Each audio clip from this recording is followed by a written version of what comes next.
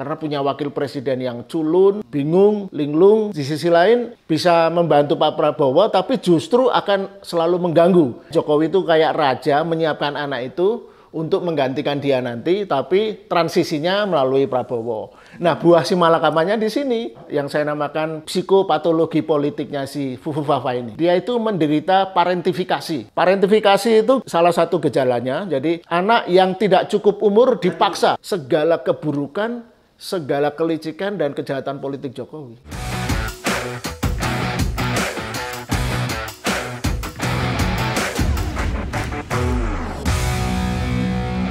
Selamat datang di channel Abraham Samad Speak Up. Seperti biasanya netizen, hari ini kita menghadirkan tamu yang luar biasa. Ini sahabat kita semua, Bung Lukas Luarso, jurnalis senior dan mantan ketua AJI. Assalamualaikum, Bung Lukas. Waalaikumsalam. Bang Lukas sehat? Sehat? Alhamdulillah. Netizen, saya harus perjelas ya. Jadi AJI itu aliansi jurnalis independen. Mas Lukas ini kan ada yang menarik kalau kita lihat ya. Tulisan Mas Lukas ini yang beredar. Kebetulan saya dapat juga nih Mas Lukas. Judulnya Fufu Fafa Buah Si Malakama. Menarik nih. Kenapa saya katakan menarik? Mas Lukas menguraikan secara detail nih ya peristiwa-peristiwa sepak terjang, kira-kira gitu ya. Sepak terjang dari Fufu Fafa alias Gibran yang baru-baru ini agak mengejutkan kita ketika sempat menyingkirkan ya SAP yang lagi mau salat kan. Dan Mas Lukas dalam tulisan itu bahwa lagi-lagi memperlihatkan ketidakmatangan secara etika dan tidak punya moral sebagai seorang pemimpin yang harusnya yang mengutamakan etika dan moral. Bisa nggak Mas Lukas jelaskan nih? Ya, idealisasi seorang pemimpin itu, lagi selevel wakil presiden, itu kan harus sudah memahami code of ethic ya, etika sosial, moral sosial, etika politik dan sebagainya. Nah, hal-hal yang itu harus dipahami dan dijalani, dilakukan karena kan mestinya posisi wakil presiden itu kan menjadi rujukan, jadi contoh bagaimana masyarakat, rakyat harus berperilaku. Nah, kalau perilaku dia datang mau sholat, datang terlambat, terus kemudian menyingkirkan orang-orang yang sudah baris di safnya, itu kan itu bukan saja apa ya, sudah ngawur banget itu loh. Mentang-mentang wakil presiden kemudian bisa ngusir apa sih? Apakah tidak bisa dia duduk sholat di belakang itu? Kan biasa orang datang terlambat jadi belakang lah ya. Bukan mentang-mentang wapres kemudian bisa begitu. Dan kan kalau dalam agama Islam, sorry Mas Lukas, semua orang sama kedudukannya. Iya, tidak di depan Tuhan kan? Iya, di depan Tuhan. Jadi mau nggak ada wakil presiden. Iya, kalau misalnya orang sudah lebih dulu di depan, nggak boleh dipinggirkan ya, kira-kira gitu. Ya, di dalam tulisan itu selain dia mengusir orang-orang yang menyingkirkan orang yang sudah terlebih sedang dahulu sholat. Bagaimana sih ya, seperti nggak punya otak ya. Orang tiba-tiba disingkirkan aja lagi sholat gitu kan. Nah, yang contoh lain kan ya itu, mau memberikan sumbangan banjir pakai label Wapres, pemerintah ingin membantu menyelesaikan problem-problem persoalan masyarakat yang terkait dengan birokrasi dan pemerintahan, mengadu Mas Wapres. Jadi seolah-olah itu eksklusif harus dia gitu. Nah, ini memang si Gibran ini kan ini terakhir saya ucapkan Gibran di diskusi kita. Selanjutnya kita pakai nama Fufu Fafa ya. Jadi si Fufu Fafa ini karena memang kita tahu backgroundnya tidak cukup memiliki referensi ya, tidak memiliki sekolahnya kan cuma sampai SMP ya. Katanya sampai SMKK lah persamaan ijazah. Tapi kita nanti itu harus diinvestigasi itu. Apa betul anak ini lulus SMA gitu. Nah, dia tidak punya cukup pengetahuan ilmu-ilmu basic ya, seperti etika, budi pekerti, ilmu sosial, kemasyarakatan. Dia nggak pernah berorganisasi. Apakah pernah dia menjadi ketua OSIS misalnya? Nah, tiba-tiba dari orang yang tidak punya pengetahuan, tidak punya pengalaman organisasi, melejit menjadi wali kota, melejit menjadi wapres 2 tahun kemudian. Ini kalau dalam guyonan ini escalated quickly. Terlalu cepat. Iya. Nah, ini bahaya. Kuantum ya, melompat. Bukan kuantum lagi, ini lompatan nggak jelas lah ini. Ini belum ada presidennya mungkin kecuali anak-anak raja di zaman monarki ya. Nah, yang saya khawatirkan dan ini sudah terlihat sebenarnya Fufu Fafa ini kalau kita misalnya ngelihat foto-foto di media, video di media sosial, dia itu sedang mengalami penyakit psikopatologis. Jadi secara psikologis dia belum mampu sebenarnya kira-kira gitu. Atau Iya, gimana tuh? dia memendam satu penyakit yang orang yang kebetulan saya sangat menyukai, cukup mendalami lah referensi walaupun sifatnya otodidak ya.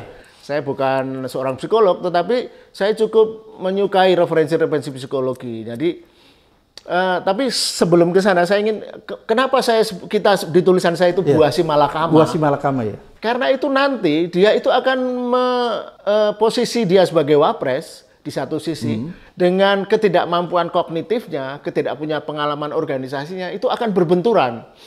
Nah, itu yang akan menyulitkan satu Indonesia secara umum karena punya wakil presiden yang culun, bingung, linglung gitu kan.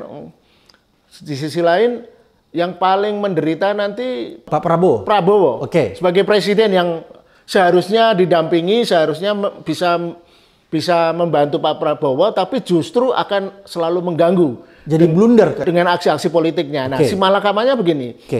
Karena Prabowo kalau mau sukses di eranya menjadi presiden, dia harus bisa membuat soliditas pemerintahan, kerja bareng, kerja yang singular gitu. Jadi semuanya berdasarkan satu perencanaan yang matang. Nah, tapi kan Fufu Fafa dan bapaknya, yang di tulisan itu saya sebut buah kesemek ya.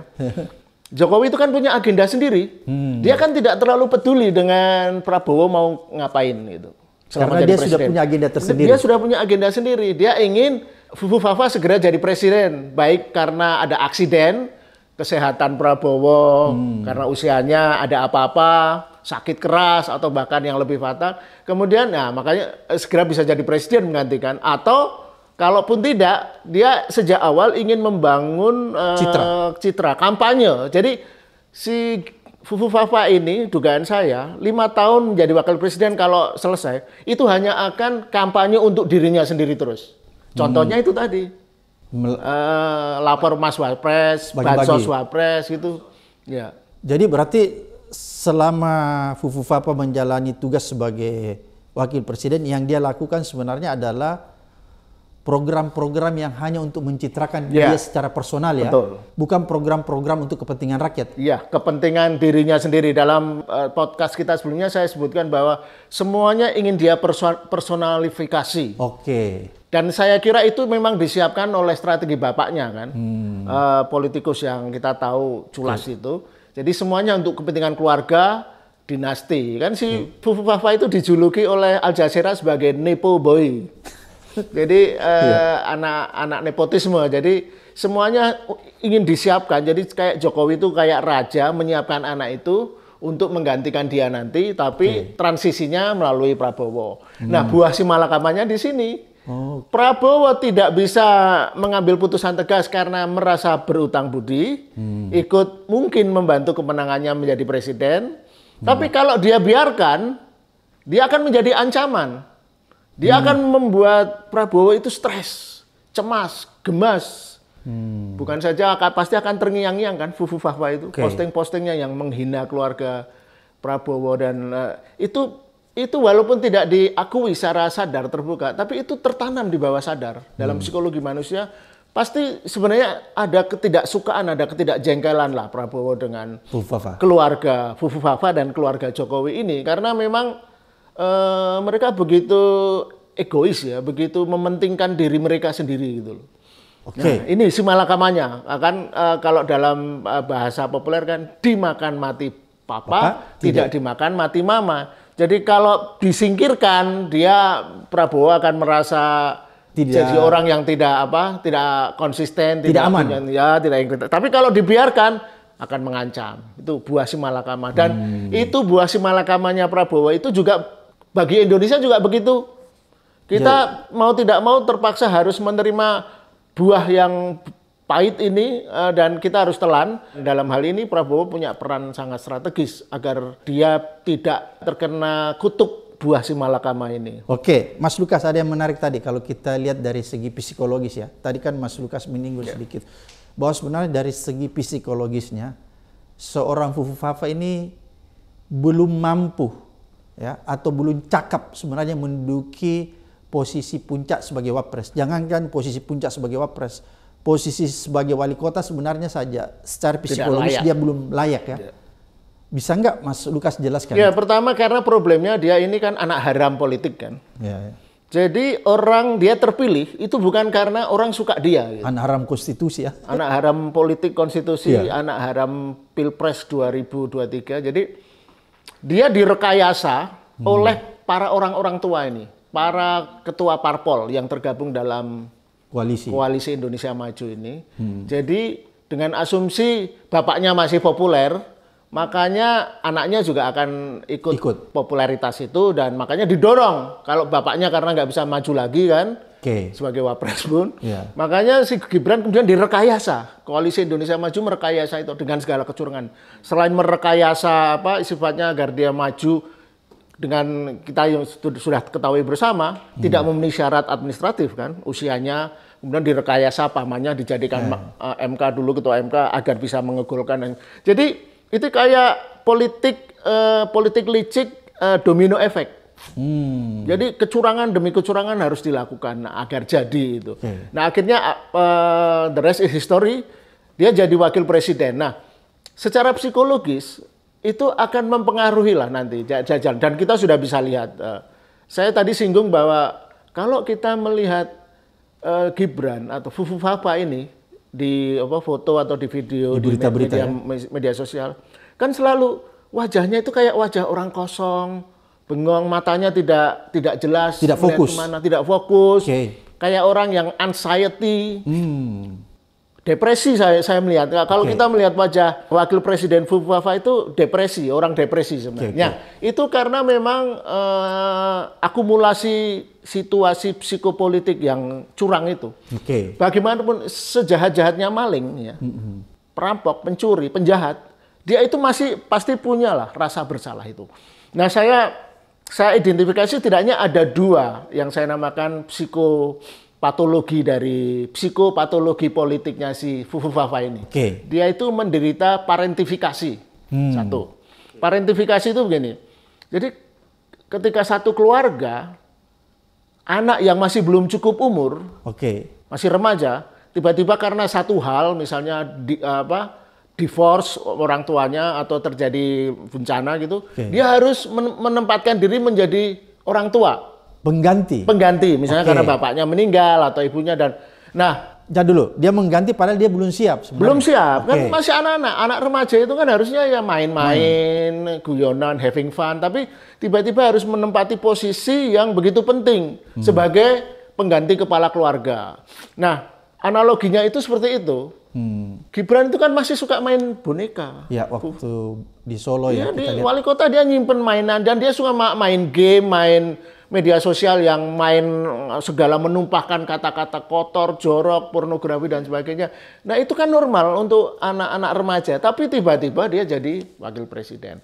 Nah parentifikasi itu salah satu gejalanya, jadi anak yang tidak cukup umur dipaksa. Dulu, Bang Lukas, saya potong. Apakah anak seusia Gibran yang tadi istilah parentifikasi itu ya, yang sebenarnya dalam kondisi dia usia itu masih main, tapi kan ada juga sebagian anak seusia dia itu sebenarnya sudah punya pengetahuan, mungkin karena rajin membaca dan lain sebagainya. Ya, ini gimana nih? Ada, memang seperti itu. Anak-anak yang diuji oleh situasi dan kondisi lapangan yang memang anak-anak berprestasi, anak-anak jenius, anak-anak yang pintar berorganisasi, dan itu selalu bisa dilacak prestasinya. Waktu SD menjadi ketua kelas, SMP ketua OSIS, SMA menjadi ketua OSIS dan selalu suka berorganisasi, bersosialisasi. Itu kan yang track record itu tidak ada di Gibran.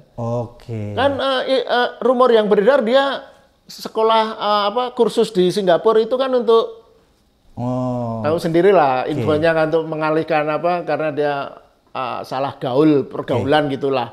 Katanya sih rumornya saya nggak membenarkan tapi saya obat-obatan gitu kan. Nah, dia tidak punya syarat-syarat untuk menjadi anak muda yang pandai, tangguh, punya pengalaman, dan punya kemampuan, kompetensi. Beda lah kalau dengan memang umumnya gini lah, pemimpin yang hebat itu muncul umur 30-an lah. Alexander the Great itu kan umur 33 sudah menguasai separuh dunia. Tapi kan itu berkat Alexander the Great itu ditempa oleh gurunya Aristoteles. Kemudian juga dilatih perang macam-macam. Nah, ada tempaan ya? Ada tempaan. Nah, ini yang tidak terjadi sama Fufu Fafa. Si Fufu Fafa itu hanya ditempa 2 hal aja. Jualan pisang dan martabak.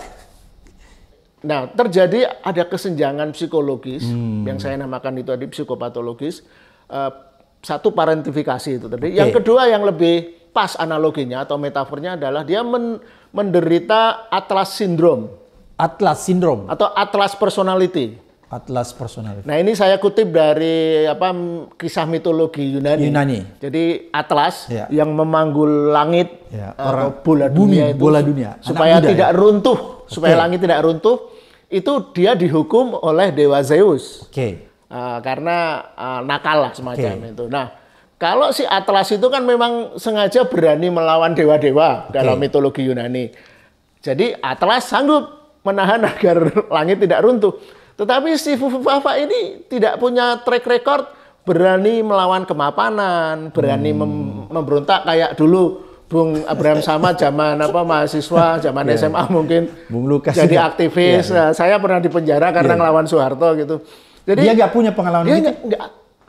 Please, siapapun yang punya bukti bahwa dia misalnya pernah menjadi ketua OSIS, saya akan meralat ucapan saya. Nah, artinya problem-problem psikopatologis itu tadi, parentifikasi dan personality atlas ini itu adalah terakumulasi yang sekarang terlihat dalam profil karakteristik Gibran yang kayak orang oon gitu.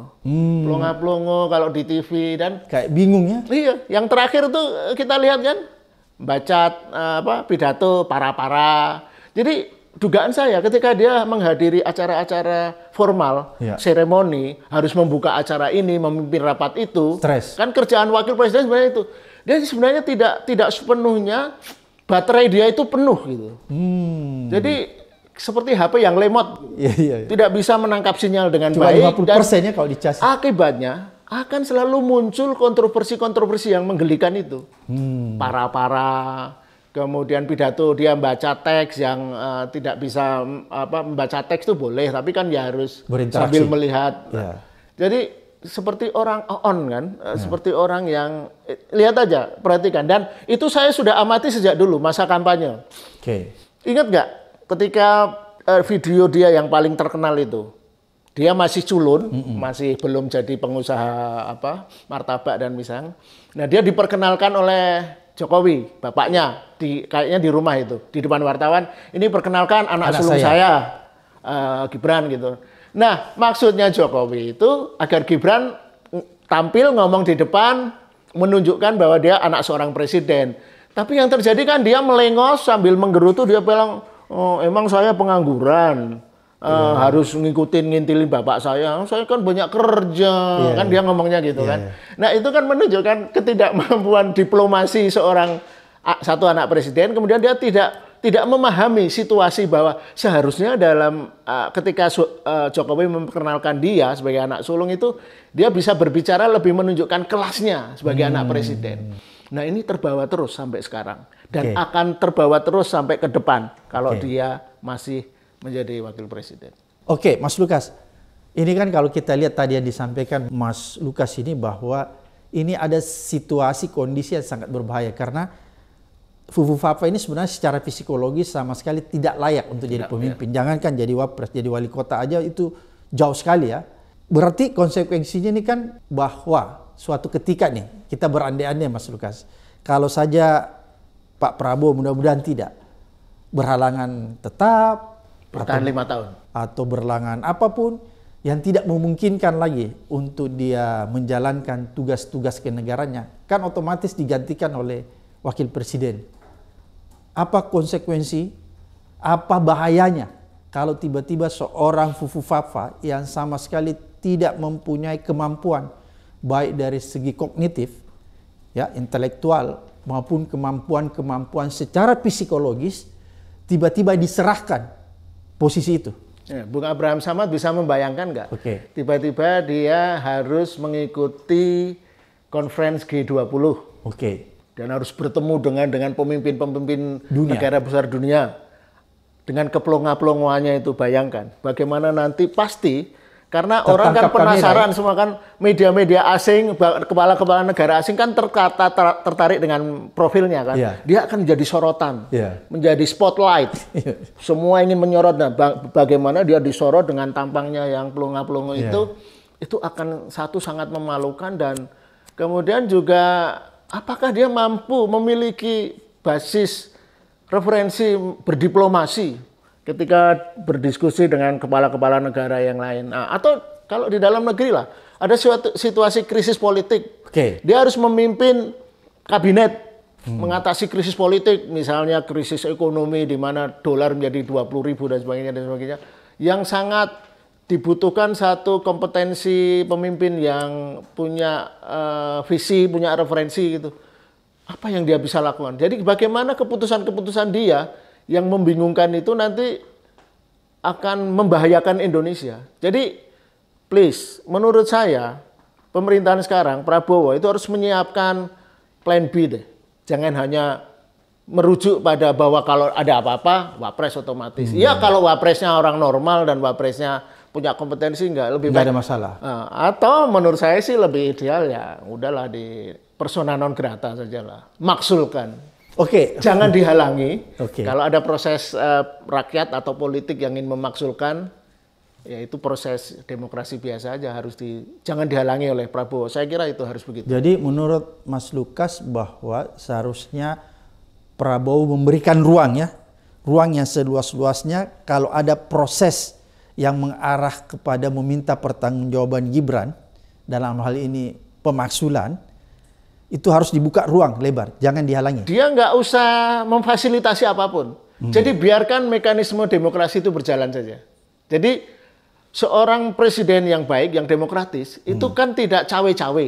Jangan seperti Jokowi lah, cawe-cawe, nitip-nitip gitu kan.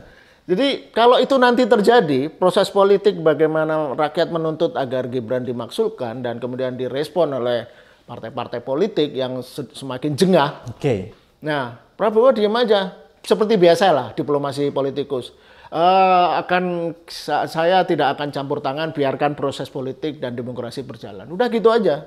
Karena sebenarnya di balik klaim 58% itu bullshit semua lah itu. 58% itu kalau bukan karena orang bansos, plonga-plongo, tidak tahu politik, itu sebenarnya sekarang itu kejengkelan pertama pada warisan Jokowi, ya, warisan utang, warisan politik, dan juga 2 bulan lebih berjalan ini juga Prabowo juga sepertinya tidak terlalu jelas ya, mau mengampuni koruptor itu kan keanehan ya. Kalaupun ditawarkan, mana ada koruptor mau mengakui mengembalikan dana, bahwa itu kan blow on banget. Masa ada orang mau mengembalikan dana yang dulu dia korupsi, berarti dia mengakui dong. Ya nggak mungkin dong menggunakan koruptor, itu tidak bisa dengan persuasi. Koruptor itu dengan tindakan ketegasan hukum. Referensi Iya, jadi ini si malakamannya Prabowo itu gitu. Dia akan kesulitan lah ke pemerintahannya nanti. Kesulitannya itu banyak variabel kan, misalnya ekonomi lah. Dan yang ekonomi akan sulit ya, karena seperti diprediksi tahun 2025 dan selanjutnya itu ekonomi mengalami kontraksi dan sebagainya. Nah, yang paling nanti yang membuat Prabowo menurut saya sering harus membuat pernyataan-pernyataan aneh lucu seperti mengampuni koruptor ini gini. Pasti publik, media, rakyat, media sosial akan selalu membandingkan Prabowo dengan Jokowi. Apapun. Dengan asumsi kan Jokowi dulu populer. Jadi Jokowi akan selalu menjadi benchmark, tolok ukur kinerja Prabowo. Dalam hal misalnya yang konkret lah, ekonomi misalnya. Di era Jokowi itu kan ekonomi selalu mendekati rata-rata 5%. Nah, kalau Prabowo tidak bisa mempertahankan itu, atau idealnya dia bisa naikin ya, karena dia kalau nggak salah bercita-cita ingin 8%. Itu dia akan selalu dianggap kadernya Jokowi yang gagal atau bonekanya gitu. Nah, kemudian yang paling sulit dibandingkan adalah pembangunan infrastruktur. Kan kita harus akui lah, to be fair. Di era Jokowi dia genjot tuh pembangunan struktur. Banyak jalan tol, pelabuhan, terminal, dan sebagainya. Sengaja, karena itu kan yang gampang dilihat. Iya, itu gampang dilihat. Dan kita tahu itu kan karena dari sebenarnya sebagian besar kan dari produk utang. Jokowi nambah 6.000 triliun utang. Nah, kalau Prabowo pengen menyamai atau mendekati kinerja Jokowi dalam pembangunan infrastruktur, itu tidak ada pilihan lain. Dia harus mencari utang yang lebih besar dari 6.000 triliun. Dan itu tidak mungkin. Sulit ya? Sulit. Dunia tidak akan tidak segampang itu lagi lah, di mana ekonomi nanti semakin sulit. Dengan situasi politik ekonomi seperti itu tadi maksud saya dengan si malakama bagi Prabowo. Karena Jokowi akan selalu membayangi apapun yang dilakukan Prabowo, itu akan selalu dibandingkan, oh Jokowi dulu gimana. Nah, yang paling berat tapi selain ekonomi, infrastruktur gitu, adalah permainan politik. Politik king yang dilakukan Jokowi itu bagi sebagian pemujanya kan dianggap brilian. Dia bisa mengotak-ngatik, membuat koalisi Indonesia Maju dan bisa mengancam ini menggunakan sprindik. Keculasan yang gimana coba mau mengalahkan keculasan dan kelicikan Jokowi itu? Kan nggak mungkin. Satu-satunya yang bisa menjadi pilihan Prabowo menurut saya adalah menjadi antitesis apa yang sudah dilakukan Jokowi. Itu yang harus dilakukan. Harus dilakukan. Kalau dia pengen legasi ya. Legasinya Jokowi misalnya IKN. Nah, sebentar lagi kan jadi puing-puing Hambalang itu. Hambalang versi Kalimantan kan. Nggak akan dilanjutkan, mau nggak punya uang. Nah, legasi yang berupa fisik infrastruktur, legasi yang berupa ekonomi, itu sulit. Nah, satu-satunya legasi yang bisa dilakukan Prabowo adalah menjadi antitesis. Menjadi sesuatu yang baik di mana Jokowi itu buruk. Ya itu tadi, simpel sebenarnya, nggak sulit juga. Satu, politik etis. Terus menegakkan demokrasi, menegakkan hukum, keadilan. Jadi gini loh, sekarang Jokowi meninggalkan proyek-proyek strategis nasional yang semakin ketahuan itu sebenarnya ingin menggusur kan, di Rempang, kemudian di mana Pantai Indah Kapuk. Problem-problem itu mulai muncul ya, dan akan semakin keras nanti. Nah, apakah itu mau gimana? Satu-satunya agar bisa menetralisir itu ya dianulir. Proyek strategis nasional yang menghabiskan anggaran dan tidak jelas apanya ya, perencanaannya, sekedar untuk gagah-gagahan aja. Scrap, hentikan. Batalkan.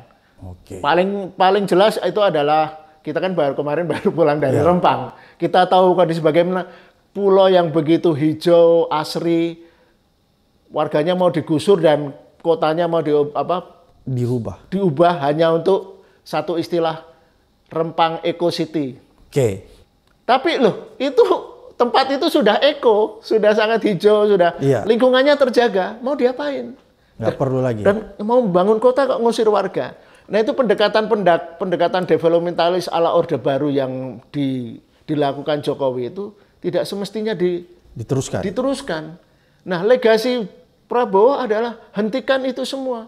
Maka Prabowo akan diingat karena kembali mampu menetralisir segala keburukan, segala kelicikan dan kejahatan politik Jokowi. Oke, itu yang harus dilakukan. Harus dilakukan. Mas Lukas, ini kan kalau kita lihat ya bahwa praktek yang dilakukan Gibran itu ya, pencitraan itu kan sepertinya mereplikasi, meniru cara bapaknya ya, yang pertama-tama ketika masuk ke Jakarta itu masuk ke gorong-gorong, mencitrakan dirinya, membuat kejadian-kejadian yang membuat orang bisa spektakuler melihatnya, seperti begitu kan? Ya. Apakah ini akan berlangsung terus-menerus sampai 5 tahun? Ya, sudah pasti. Kan seperti pernah saya singgung di pembicaraan pertama kita dulu. Ya. Dia itu bukan hanya mereplikasi. Jadi Fafa itu ingin menjadi alter ego bapaknya. Jokowi yang lain gitu kan. Dan kemudian dia menjadi epigon, peniru. Tetapi dalam dunia apapun, politik, seni, karya, epigon itu kan selalu buruk. Saya sebut Jokowi yang pertama itu dengan segala keanehannya, keunikannya itu orisinil. Periode pertama? Periode pertama. Nah, sekarang mau ditiru oleh Fufu Fafa, pasti tiruannya lebih buruk karena dia tidak orisinil dan juga secara apa ya, secara profil karakteristiknya kan Jokowi itu kan membuat orang itu tidak merasa terancam dulu kan karena senyumnya dengan senyum yang he gitu kan. Walaupun jadi, misalnya senyum itu senyum kepalsuan. Iya, senyum kepalsuan ya mirip-mirip senyum Soeharto dulu kan, the smiling general tapi menekan rakyat. Nah Jokowi tersenyum habis itu ngerjain gitu kan, korup gitulah. Nah intinya kita bayangkan setelah 10 tahun Jokowi yang rusak seperti itu akan dilanjutkan 5 tahun di era Nepo Baby ini, si Fufu Fafa. Ya, yang pasti lebih buruk dan faktor yang paling jelas adalah Jokowi itu kan kemarin menurut analisis ekonomi kan diuntungkan dengan harga-harga produk-produk alam yang tambang yang bagus gitu. Jadi Indonesia diguyur oleh dana-dana segar dari tambang, nikel dan sebagainya.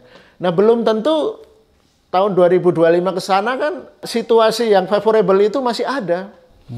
Nah, bayangkan ketika ekonomi memburuk, kemudian kita disajikan oleh tontonan-tontonan kelinglungan profil Fufu Fafa. Di sisi lain, Prabowo juga kayaknya juga bingung mau ngapain gitu kan. Kesan saya sih seperti itu ya. Jadi itu akan mengakumulasi masyarakat. Nah, yang akan terjadi adalah kemarahan ya. Jadi kalau krisis ekonomi membesar, nanti nilai dolar meningkat, kita bisa ekspektasi akan terjadi pengulangan 1998, mungkin lebih keras. Kan sekarang itu ditakutkan, misalnya apa yang dilakukan Bung Abraham dengan teman-teman Said Didu, Mas Eros Jarot, itu kan dalam melakukan advokasi di Rempang, di PIK. Kalau itu yang dilakukan Bang Abraham Samad, Said Didu, Mas Eros itu kan menyuarakan, mengingatkan supaya tidak terjadi lagi. Karena kalau nanti terjadi hal-hal yang paling buruk, ya jangan salahkan karena diperingatkan tidak mau mengindahkan. Makanya paling cepat itulah Rempang dan PIK 2 itu dibatalin sebagai PSN. Itu yang harus dilakukan Pak Prabowo. Ya itu contoh menjadi sinyal yang paling jelas bahwa Prabowo punya komitmen, punya sikap, dan bukan hanya menjadi boneka. Oke, Mas Lukas, ini kan kalau kita lihat apa yang dilakukan Fufu Fafa, kalau kita bisa memotretnya, apakah ini juga ada faktor-faktor lingkungan?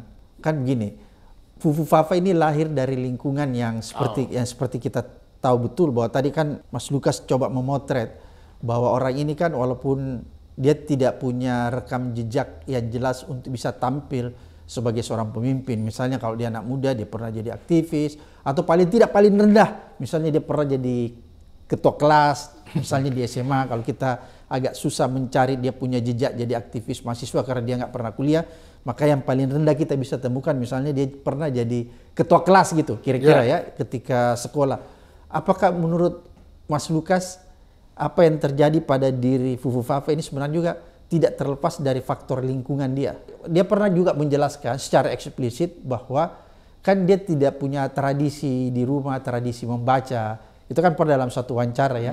Apakah kalau Mas Lukas melihat itu juga menjadi faktor sehingga karakter ya atau psikologis Fufu Fafa itu seperti sekarang itu karena salah satunya faktor lingkungan. Ya betul, lingkungan di mana dia grow, tumbuh ya, berkembang waktu muda itu sangat penting ya. Jadi menurut saya selain faktor lingkungan, nature, nurture ya, karena ada nature, nurture. Nature itu misalnya genetik. Kita tahu keluarga itu ya, keluarga Jokowi kan genetiknya juga genetik biasa lah, malah pas-pasan gitulah. Ya, kemudian nature-nya begitu, tapi karena ada keberuntungan situasi, dia menjadi pejabat publik ya, jadi wali kota, gubernur, sebelumnya jadi ketua Kadin. Itu kan sama sekali tidak mempengaruhi faktor nature-nya, genetiknya. Desonya, ketidakmauan belajar, tidak mau membaca dan sebagainya. Jadi artinya kalau dalam kepemimpinan itu karena tidak ada tradisi membaca di rumahnya, maka dia tidak punya referensi banyak. Betul, iya. Ya, kalau bacaannya Doraemon, komik gitu gimana? Kemarin di media sosial yang beredar, Jokowi sedang melihat apa? Lagu dangdut, kemudian dor. Jadi selevel itu anunya. Maaf ya, kayak tradisinya begitu aja. Level mantan presiden loh itu. Mantan gubernur, mantan presiden. Tapi selera hiburannya seperti itu, yang norak gitu.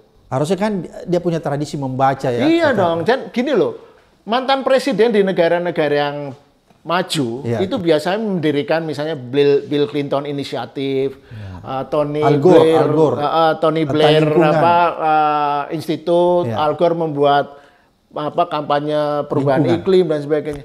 Itu hal-hal yang terkait dengan kemanusiaan untuk memperbaiki dunia. Ya, ini malah ngurusin nitip-nitip. Karena memang itu dia kan Jokowi tidak lahir dari satu keturunan politikus ya. Kan beda umumnya di Indonesia ini harus diakui lah. Jelek-jelek kan paling enggak atau orang yang punya pendidikan yang jelas gitu lah. Soekarno insinyur dan ditempa oleh ketika masa mudanya melawan penjajahan. Soeharto jelek-jelek dengan segala fasismenya kan juga dia mempertaruhkan posisinya untuk berani bersikap memilih melawan komunisme waktu itu ya. Ada jenjangnya ya? Iya, selalu ada proses yang membentuk, yang mematahkan orang gitu. Gus Dur kan terah darah biru NU, Megawati terah darah biru Soekarno, dan waktu itu kita senang dengan Jokowi. Saya pikir kita pikir ini orang biasa, orang desa jadi presiden karena selama ini yang dipilih kan darah biru gitu kan. Ya, tapi yang kita lupa adalah genetiknya memang genetik cacat. Flow genetis. Cacat atau prematur? Ya, semacam itu. Contoh prematur kan si Gibran itu. Kemudian jadi wapres prematur dan sebagainya. Jadi, nature plus nurture. Jadi aja alam dan lingkungan.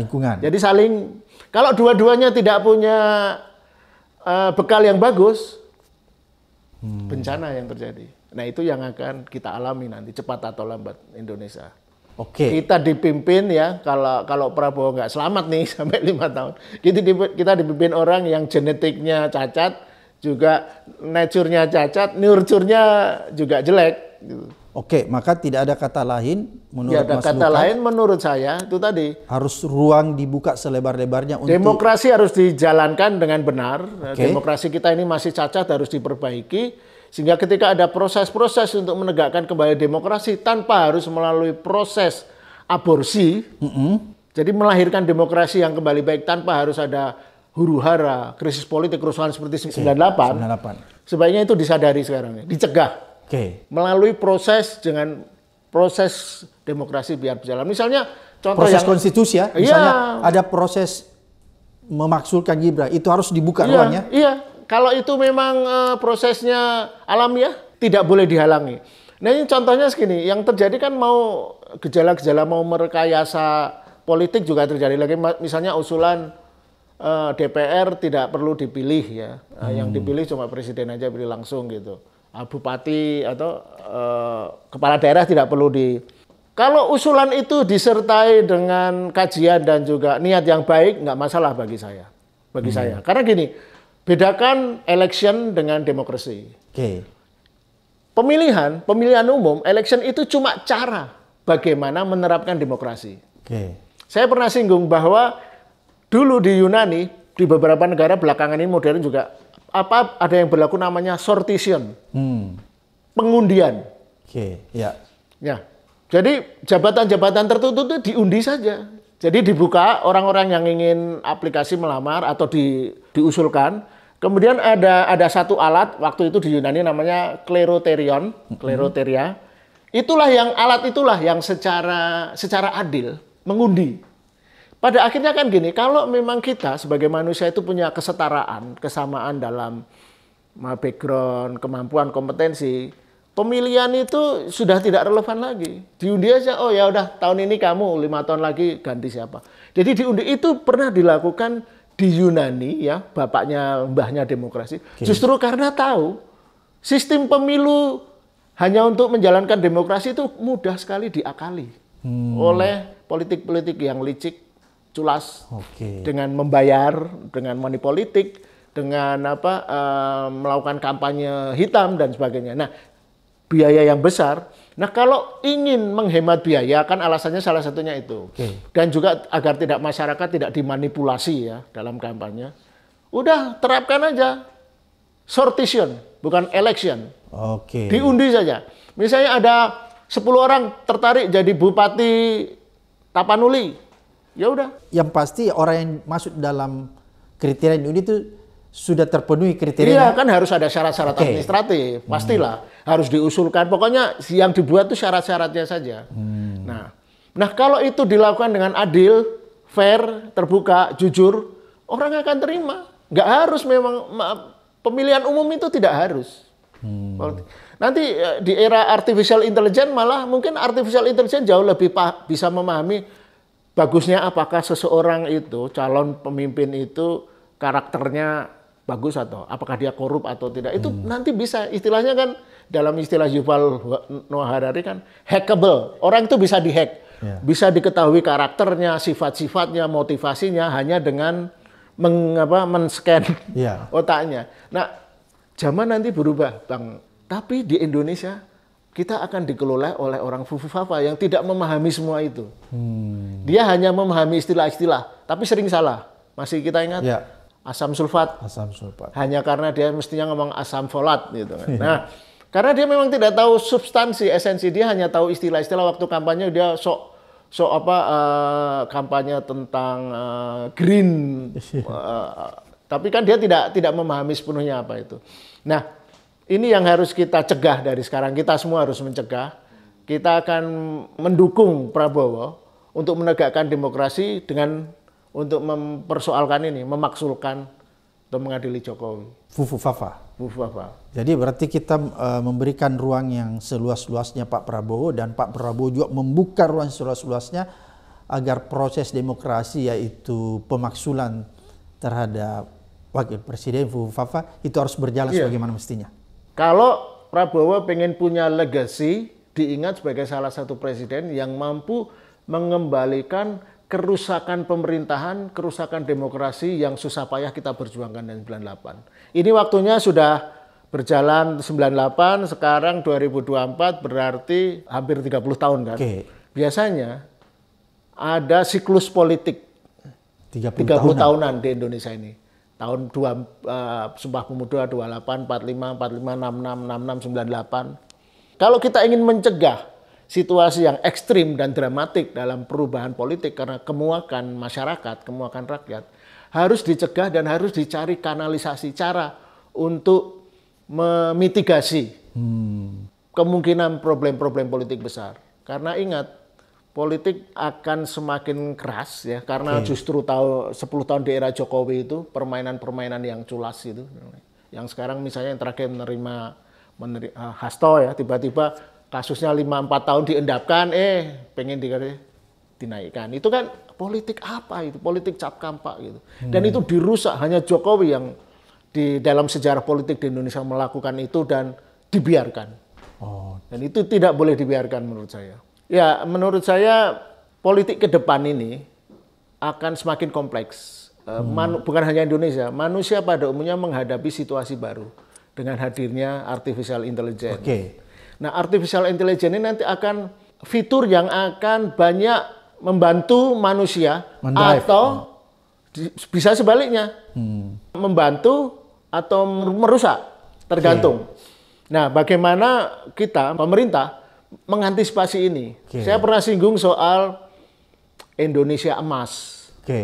Tahun 2045. Indonesia emas tapi dalam perspektif, nanti ada bonus demografi, tenaga padat karya yang banyak anak muda yang bisa macul, bertani, bekerja di pabrik.